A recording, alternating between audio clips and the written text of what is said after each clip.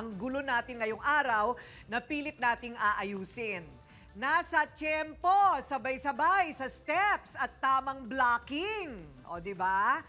Yan sana ang Zumba goals ng mga bisita natin na sumali sa on-the-spot Zumba competition. Eh, paano kung ikaw ang nagkamali? At ikaw ang naging dahilan para matalo yung grupo? Nako! Ayan na. Ayan na. Kumbaga sa choir, ikaw lang yung sintonado. Oo nga. Dapat ka na bang murahin, sigawan at ichismis ng malala nang tatawagin nating Zumba Bida kontra Bida? Sa kabila ng todo ensayo sa Zumba ni Naning at Aisa, ang resulta, natalo sila! Lagi ko sila nakikita dito nagsusumba. Pero kung talo sila, tanggapin nila. Huwag nilang sisihin si Ate Aisa. Nagagalit po ako dahil itong Aisa, ang tagal-tagal namin pinapraktisan, isang buwan. Pinatalo niya ng ganon.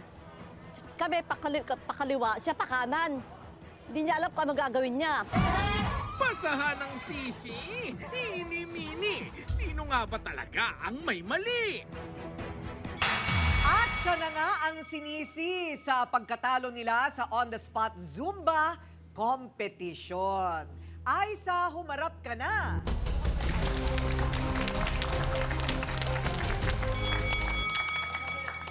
Oh, matagal ka na nagsusumba? Opo. Gaano katagal? 2018 pa po. Parang career, ano? Yes. Parang career yung pagsusumba. Parang, bakit nakahiligan mo ang Zumba? Mahilig po talaga ako. Bata pa talagang nakahiligan ko na yan. So, itong pagsusumba na ito, parang nakakabawas sa mga pang-araw-araw na problema, Opo. ano? Stress reliever, ika po. Stress reliever. Oo. Pero hindi naman nakakalimutan ng pamilya. Yes, opo. Oo. So, ano ang nangyari? Ano ang naging problema?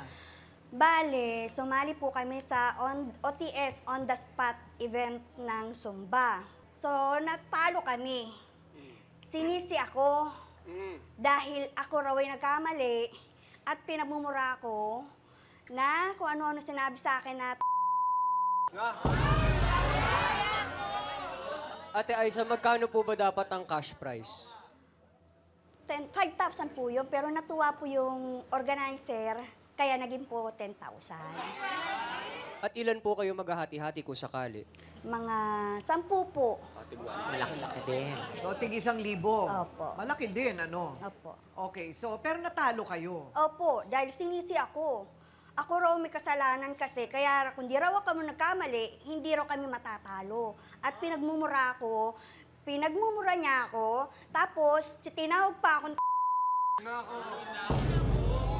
On the spot. On the Opo. spot. Katapat ng maraming tao. Yes, opo. Sa maraming tao, sasabihin sa'yo, ikaw kasi may kasalanan ng mo. Pero ate, ang tanong, nagkamali ka po ba talaga? Hindi po. Ako Hindi ka nagkamali. Hindi ka nagkamali. Opo. Sino nagsabi nagkamali ka? Si Sining. Nakita ka niya? Sabi niya. Sabi niya, nakita ka niya. Opo.